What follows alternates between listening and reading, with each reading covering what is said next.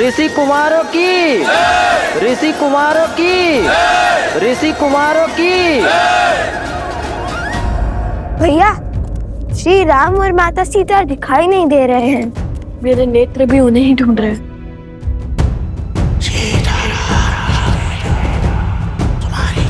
कोई मायावी नकारात्मक शक्ति षड्यंत्र रच रही है। यदि तुम मेरे किसी काम के नहीं तो तुम्हें जीवित छोड़कर क्या करूंगा मैं? अंतिम अवसर दे रहा हूं बालक, मान लो मेरी बात।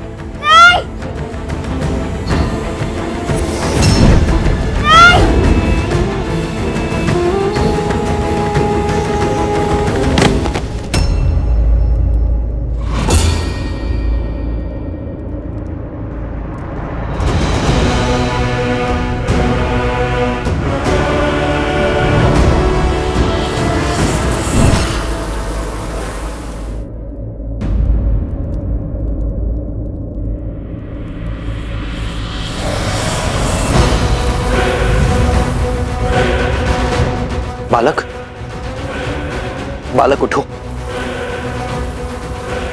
मुझे पराजय स्वीकार नहीं है राघव। मैं तुमसे जीत के रहूंगा, तुम्हें हरा कर रहूंगा मैं।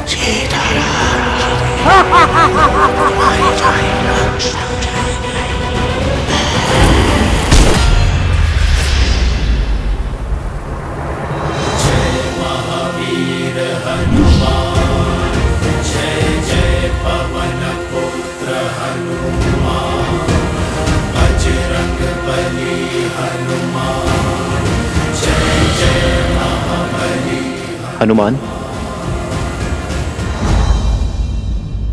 ये समय प्रहार करने का नहीं, प्रहार से बचने का है।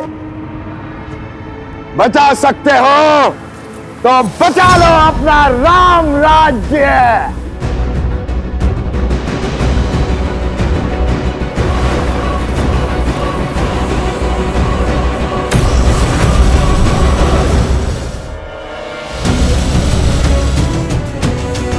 महाराज, वो बालक मिल गए।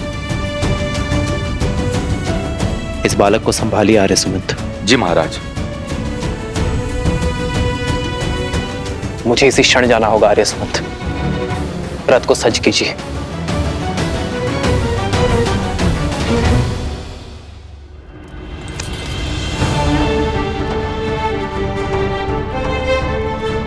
आर्य सुमंत, महाराज जनक से मेरी ओर से क्षमा मांगिएगा। उनसे विदा लिए बिना जाना पड़ रहा है, और उन ऋषि कुमारों को मेरी ओर से ये भेंट दीजिएगा। कभी अवसर मिला तो उनसे भेंट का लाभ मिलेगा मुझे।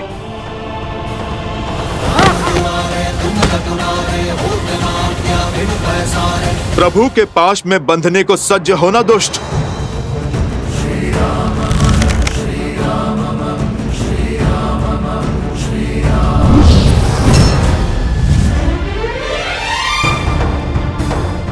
अयोध्या चलो हनुमान, हमारे पास समय अधिक नहीं है।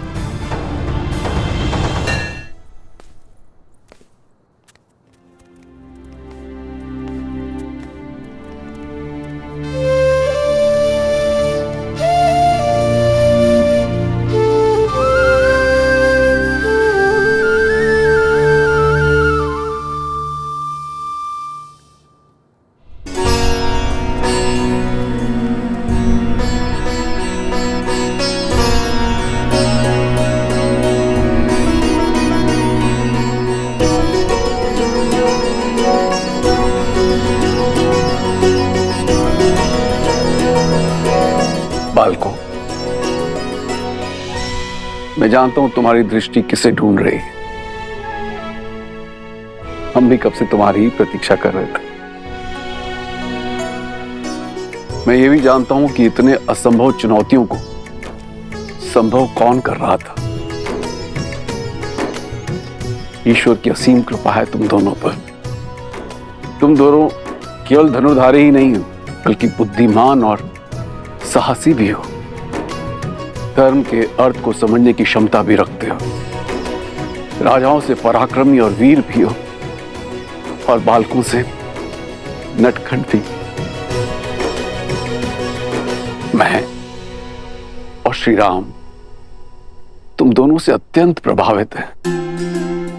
और सत्य तो यह है कि जितने उत्सुक तुम दोनों हो श्री राम से मिलने के लिए, उतने ही उत्सुक श्री राम भी थे तुम दोनों से मिलने के लिए। किंतु दुर्भाग्यवश उन्हें एक राक्षस को खदेड़ने के लिए जाना पड़ा। ये श्री राम की माला है, वही माला तुम दोनों को भेंट करना चाहते थे।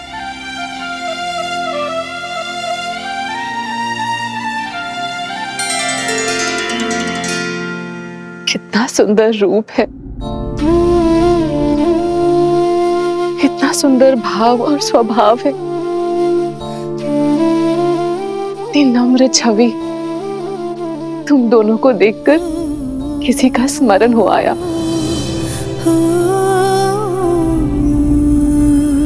माता सीता,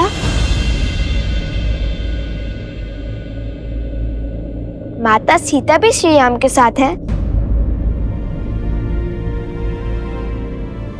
बताइए ना, माता सीता है उनके साथ?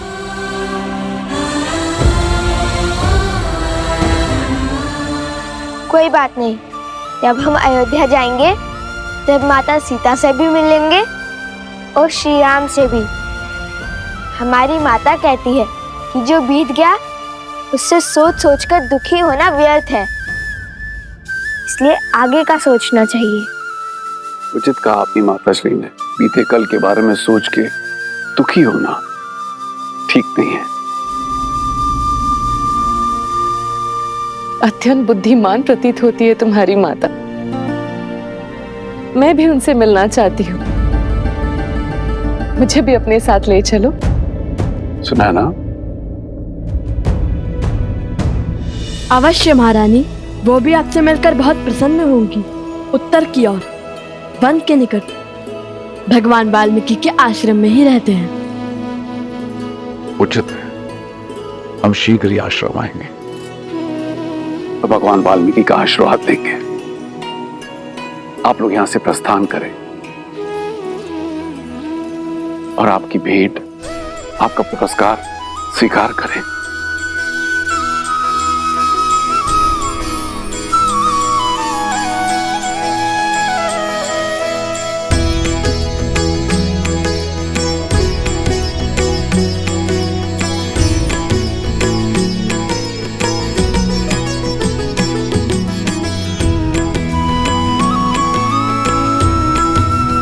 माता, हम सुनैना जी से भी मिले और महाराज जनक से भी। महाराज जनक यहाँ पे भी आएंगे।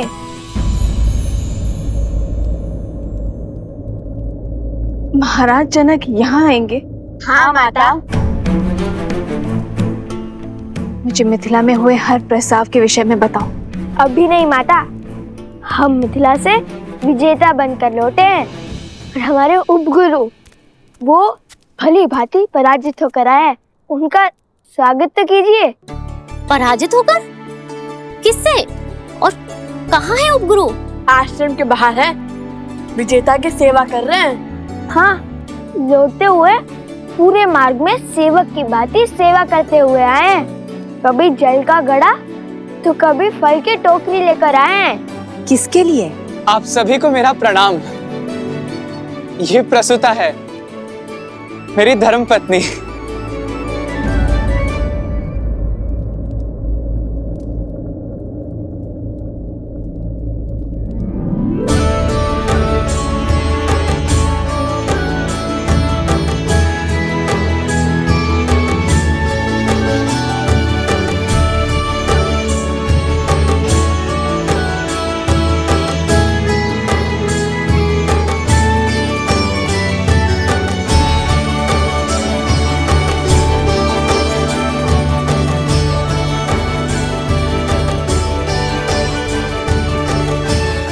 मिथिला की कन्याएं बड़ी कठोर होती हैं। एक बार जो उन्होंने किसी को पति स्वीकार लिया तो यमराज भी उनका मन नहीं बदल सकता।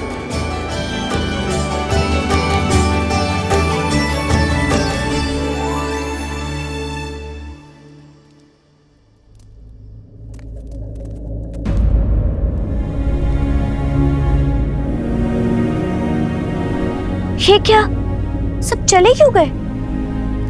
क्या हमसे कोई भारी भूल हुई है?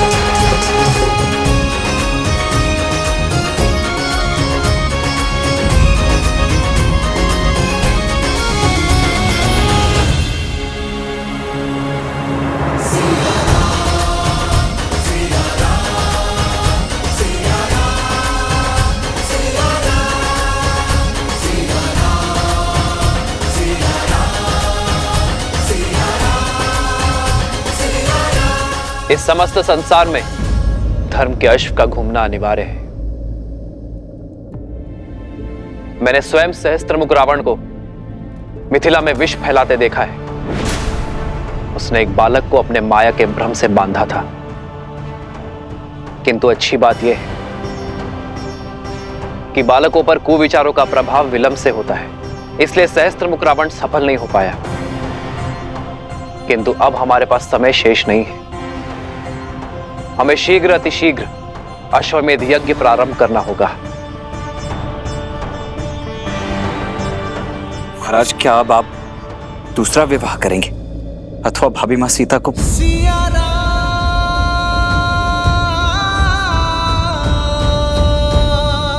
तो अब आगे के लिए क्या आज्ञा है महाराज? क्या इस यज्ञ से पूर्व महाराज के दूसरे विवाह का आयोजन करना होगा?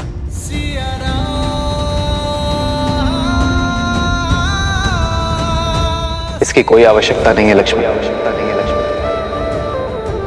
विवाह तो मैं कर चुका हूं।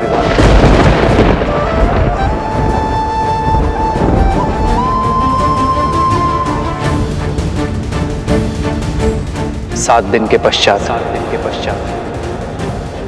मैं प्रजा के सामने अपनी पत्नी के साथ उपस्थित हो जाऊंगा।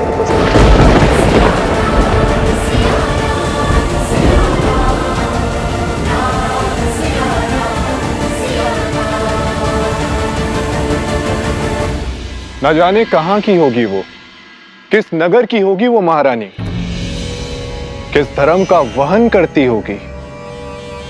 रघुकुल की गरिमा निभा भी पाएगी या नहीं? नहीं, इस नई महारानी को हम स्वीकार नहीं करेंगे। कभी स्वीकार नहीं करेंगे। राजा राम है वो कुछ भी अनिष्ट कर ही नहीं सकते। उन्होंने विवाह किया क्योंकि यही उचित था। राजा है इसका तात्पर्य नहीं कुछ भी अनुचित करेंगे। हमारे महाराज ने हमेशा उचित कार्य ही किए हैं। ये उचित नहीं है। यही उचित है। ये उचित नहीं है। यही उचित है। अन्याय है ये। आप ये कैसे कह सकते हैं? क्योंकि हमारे महाराजा ने ध्यान रखा ही है।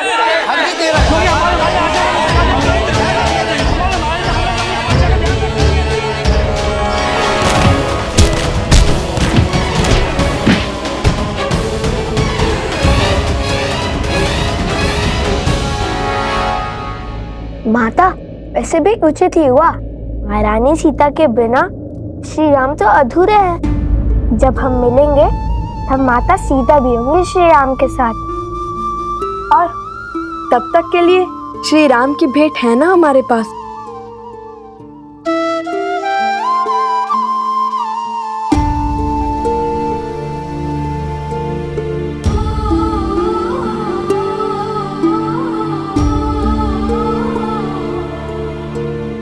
देखिए ना माता, कितना सुंदर हार है।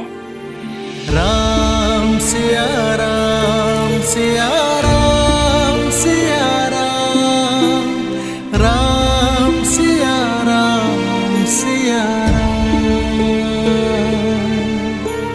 राम सिया राम सिया राम सिया राम, राम सिया राम सिया।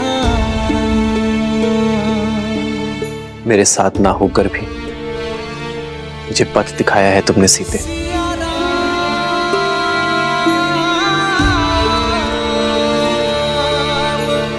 प्रभु, आप जो करेंगे वो उचित ही होगा, किंतु प्रजा में जो ये तर्क वितर्क चल रहा है, इसे रोकने का मार्ग अवश्य ही खोजना होगा। अपने हृदय को और दृढ़ बनाने के लिए मुझे तप का मार्ग खोजना होगा हनुमान।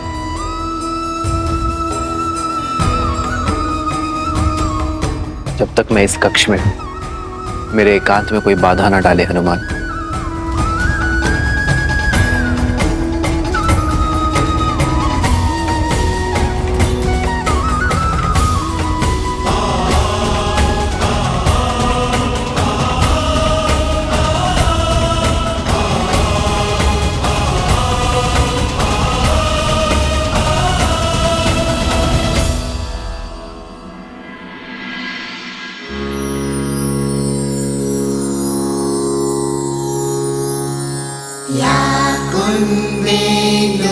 तुषारहार धवला या शुभ्रवस्त्रावृता या वीणावरदण्डमण्डितकरा या श्वेतपद्मासना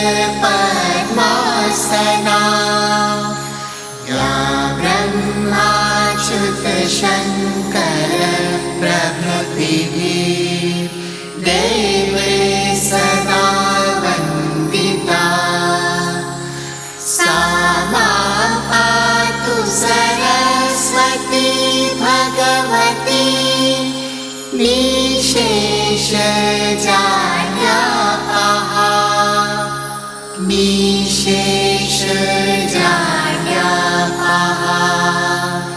निशेषजाड्यापहा।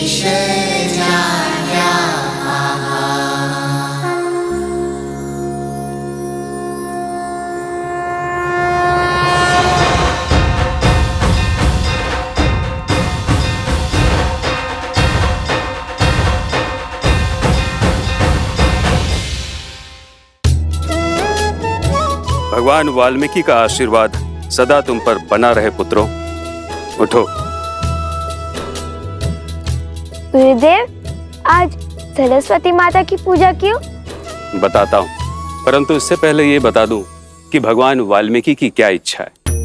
पुत्रों, तुमने मिथिला में अपने शौर्य का परचम लहराया, किंतु अब भगवान वाल्मीकि कुछ और चाहते हैं। उनका आदेश धनुष बाण का त्याग कर हाथ में वीणा उठाने का है, क्योंकि संपूर्ण व्यक्तित्व वो होता है जिसमें केवल बल और बुद्धि ही नहीं, कला भी सम्मिलित हो। और कला के बिना प्रभु भी पशु हैं। कला तो रावण के पास भी थी। बल, बुद्धि, कला और धर्म, ये चार स्तंभ से व्यक्ति का व्यक्तित्व बनता है। रावण के पास बल, बुद्धि और कला तो थी, किंतु धर्म नहीं था। और वो धर्म क्या है गुरुवर? उस धर्म को भी जान जाओगे जब अपने अगले प्रवास से लौटोगे। कहाँ का प्रवास? अयोध्या।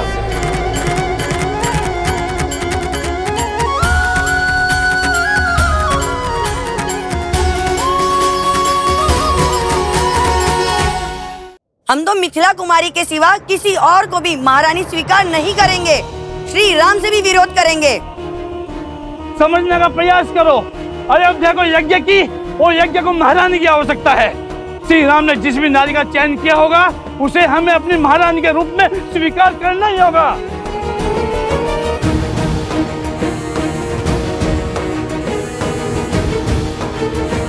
कौशल राज राजा रामचंद्र की जय। राजा रामचंद्र की जय। राजा रामचंद्र की जय। राजा रामचंद्र की जय।